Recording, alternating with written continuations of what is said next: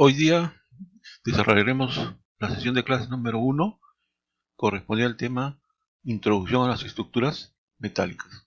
Una estructura metálica generalmente constituye un sistema constructivo muy difundido en la industria, ¿no? Y esto generalmente indica el grado de industrialización que alcanza un país o una determinada región en el mundo. Las estructuras metálicas generalmente poseen una gran capacidad resistente porque generalmente emplean el acero, lo cual les confiere la posibilidad de cubrir cargas importantes. La estructura metálica generalmente está conformada por entramados con nudos articulados y con vigas simplemente apoyadas o continuas que son arrastradas en el piso en todo su conjunto. Podemos hacer una definición de lo que es una estructura metálica.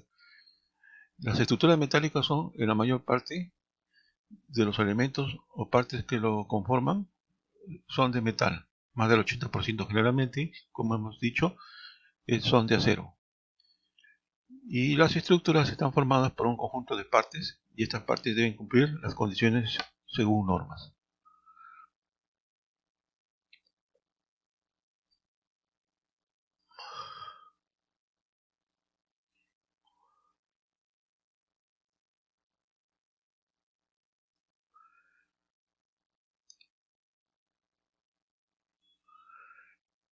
Las condiciones que deben cumplir las estructuras metálicas generalmente son que sean rígidas, o sea que la estructura no se deforme al aplicar fuerza sobre ellas, que sea estable, esto quiere decir que no sufra ningún movimiento o que no se vuelque, ¿no? Y que sea resistente, que al aplicarle fuerzas todos los elementos que la forman sean capaces de soportar fuerzas a las que se verán sometidas sin romperse o deformarse. ¿Cuáles son las partes de una estructura metálica? Generalmente una estructura metálica está conformada por una estructura metálica principal, que es la estructura que se compone de todos aquellos elementos que estabilizan y transfieren las cargas a los cimientos, que generalmente son de hormigón reforzado donde van anclados. La estructura metálica principal es la que asegura que no se vuelque y que sea resistente y no se deforme. Y normalmente está formada de los siguientes elementos: vigas metálicas. Las vigas metálicas son elementos horizontales, son barras horizontales que trabajan a fricción, dependiendo de las acciones a las que están sometidas tanto sus fibras exteriores como interiores, lo cual ocasiona fuerzas de tracción y compresión. Existen varios tipos de vigas y cada una de ellas tiene un propósito, ya que según su forma soportan mejor unos esfuerzos que otros. Luego tenemos las viguetas, las cuales son las vigas que se colocan muy cerca unas de otras para soportar el techo o el piso del edificio, ¿no? Luego tenemos las vigas de tímpano. Estas son las que soportan las paredes o también partes del techo de los edificios. Luego tenemos los largueros, también conocidos como travesaños o carreras, que generalmente son las que soportan cargas concentradas en los puntos aislados a lo largo de una longitud del edificio. Luego tenemos los pilares metálicos. Los pilares metálicos son los elementos verticales, ¿no? Y todos los pilares reciben esfuerzos tipo axial, es decir, a compresión. Es lo que generalmente se conoce como columnas. También se le llama montantes.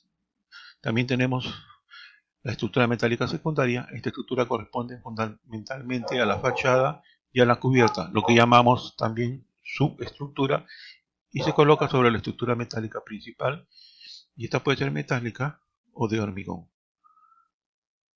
Tipos de estructuras metálicas. Dentro de los tipos de estructuras metálicas más conocidas tenemos las estructuras abovedadas. Estas son estructuras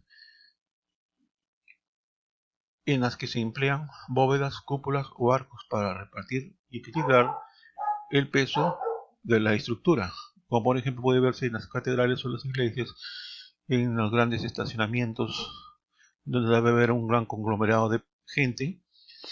Otro tipo de estructuras metálicas tenemos las de entramadas, ¿no? Las estructuras entramadas. Estas son las más comunes, ya que son las que se utilizan en la mayoría de los edificios y como podemos ver en cualquier ciudad. Por ejemplo, un ejemplo serían las grandes estructuras metálicas para los sistemas de comunicación, ¿no? Donde van a ir las antenas, ¿no? También tenemos que estas están conformadas por una gran cantidad de vigas, pilares, columnas y cimientos, es decir, una gran cantidad de elementos horizontales y verticales para repartir y equilibrar el peso de la estructura. Luego tenemos las estructuras trianguladas. Las trianguladas generalmente se caracterizan, como su propio nombre lo indica, por disponer de elementos en forma triangular. Suelen ser muy ligeras y económicas. Suelen utilizarse para la construcción de puentes, de naves industriales. En estos casos hay dos formas, que son las utilizadas como cerchas y la celosía, ¿no? Otra tipo de estructura metálica tenemos las estructuras colgantes. Las estructuras colgantes o colgadas son aquellas que utilizan cables o barras, que se conocen como tirantes, y que van unidos a soportes muy resistentes, como son los cimientos y pilares.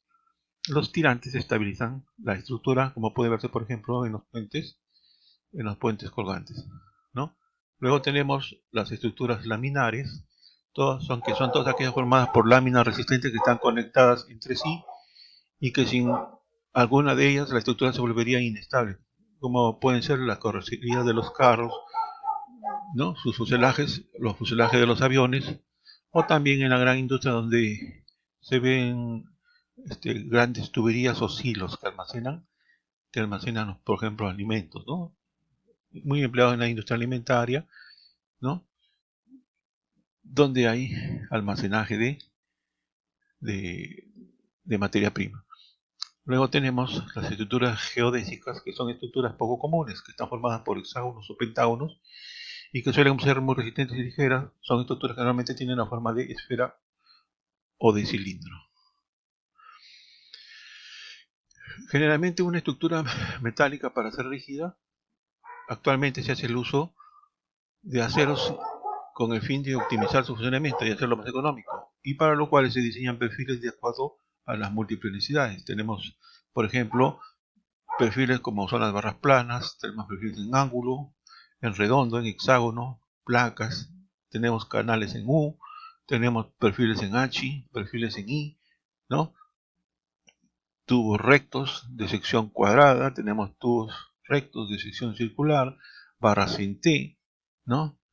Barras en media caña o medio redondas, ¿no? Medio ovaladas, barras triangulares y barras corrugadas que se utilizan ¿no? Generalmente para el techado de las construcciones, ¿no? Se hace uso de las barras corrugadas, ¿no? Generalmente las uniones en las estructuras metálicas pueden ser por soldadura, que es la más común en estructura metálica de acero, ¿no? Y que no es más que la unión de dos piezas metálicas mediante el calor, ¿no? Y también tenemos otro tipo de unión, generalmente es por tornillo. Los tornillos son conexiones rápidas que generalmente se aplican en estructuras de acero ligeras, como por ejemplo para fijar chapas o vigas ligeras, ¿no?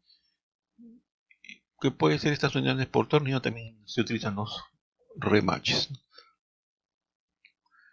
¿Cuál es la desventaja de las estructuras metálicas generalmente de acero? Que en edificaciones con grandes acciones dinámicas, en edificios ubicados en zonas de atmósfera agresiva como las marinas o centros industriales, donde no resulta favorable su construcción, ¿no? Por el óxido, ¿no? Se oxidan. Y edificios donde existe gran preponderancia de la carga del fuego, por ejemplo, almacenes y laboratorios, ¿no? Donde pueden ocurrir accidentes como incendios, ¿no? Los cuales debilitan, ¿no? Al acero, ¿no? A altas temperaturas. Dentro de las ventajas que tenemos, por ejemplo, que las vigas reticuladas permiten cubrir grandes luces en construcciones a realizar en tiempos reducidos de ejecución. Otra ventaja sería la construcción en zonas muy congestionadas como centros urbanos o industriales, en lo que se prevé accesos y acopios dificultosos. Otras ventajas son en edificios con probabilidad de crecimiento y cambios de función o de cargas, ¿no? O sea, edificios que van a cambiar generalmente ¿no? De acuerdo al tipo de función que van a desempeñar. Edificios en terrenos deficientes, donde son previsibles asientos diferenciales apreciables, quiere decir que el piso no está nivelado, ¿no? En estos casos se prefiere los entramados con nudos articulados. Otra ventaja sería las construcciones donde existen grandes espacios libres, por ejemplo, locales públicos y salones, ¿no? Eso es todo respecto a esta sesión de clase de introducción a las estructuras metálicas. Como ven, esto es bastante importante y el curso generalmente en su desarrollo vamos a ir explicando cada una de estas consideraciones que hemos tenido en esta primera sesión de clase. Muchas gracias.